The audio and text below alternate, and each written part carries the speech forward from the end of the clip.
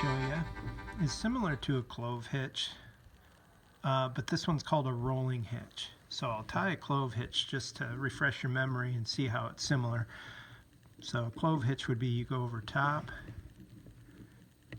and around the post. Okay, here's the bitter end. And then you cross it over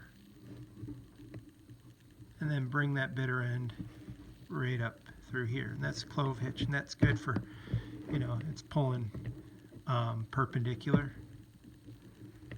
to the post. Pull it up tight. So a rolling hitch is similar to a clove hitch, except that you go around, but instead of crossing over, you go around again. Then you cross over the two turns and pull it through. So it's like a rolling hitch with an extra turn on the one side, right here. Yeah. So that's your rolling hitch. So I'll tie that again. Okay. So you take your bitter end, go around, one full turn, and then bring it over top of itself, and then put your hitch in, which is around to the left of the other turns, and then you just go underneath with your hitch and pull it nice and tight. Now the rolling hitch is not so much for pulling perpendicular as it is for pulling in parallel. So those two turns will cinch up, create a lot of friction, so you can't pull parallel. That's the purpose of a rolling hitch.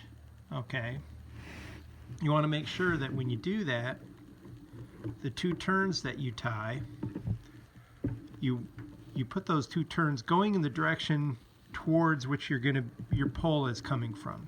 So what that means is if I'm going to be pulling in this direction, that's the direction I wind my turns. Okay, so I do, you notice it's winding to the right where my pull is coming from. Okay, I come around, do my hitch,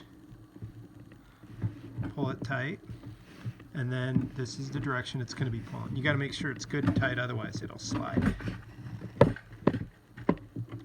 So it's nice and tight, and then that's the direction of pull.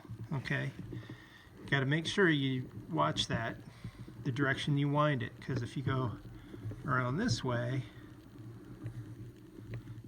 and then that's the direction you're going to be pulling towards your hitch, what it's going to do is when it pulls, it's going to try to loosen that hitch up. Okay, so you'll get some friction, it'll cinch, but it won't be as much, and plus it'll start to open this up and loosen that hitch, whereas the other way, it's more likely to draw it tighter. So that's the rolling hitch.